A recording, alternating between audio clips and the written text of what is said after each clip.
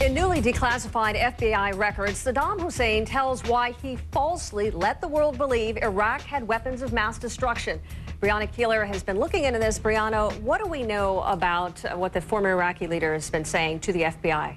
Well, he certainly confirmed to us the image we have of him as an elusive and secretive dictator. He said that in the 14 years before his capture, he only spoke on the telephone 2 times, if you can imagine that. But above all, these documents reveal that Saddam Hussein was very afraid of his neighbor and archenemy, Iran.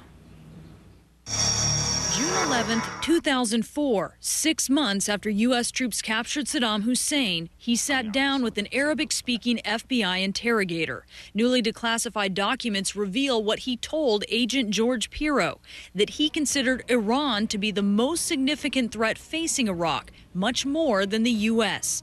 Wanting to keep Iran in the dark about his weapons capabilities, or lack thereof, Hussein said he stopped inspectors from checking Iraq for weapons of mass destruction because he feared UN inspectors would have directly identified to the Iranians where to inflict maximum damage to Iraq. Convinced Iran intended to annex southern Iraq, he bet that keeping the UN out was safer than showing Iran he was bluffing. The new information squares with what Pirro told CBS's 60 Minutes in 2008. He told me he initially miscalculated President Bush and President Bush's intentions.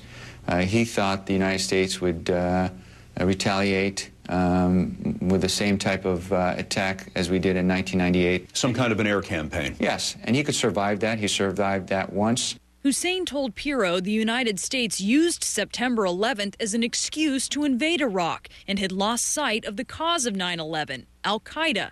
He called Osama bin Laden a zealot, and despite U.S. claims Iraq had contact with al-Qaeda, Hussein said the Iraqi government did not cooperate with bin Laden, that he did not have the same belief or vision as al-Qaeda's leader.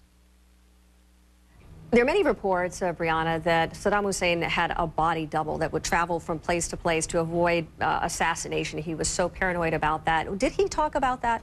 He did. He said that was not reality, that it was complete nonsense. And he said that, and there were also reports, of course, that his sons used body doubles. He said that was not true at all. But as to those reports that said he would sleep in a different bed every night to avoid being a target, he said that actually was true.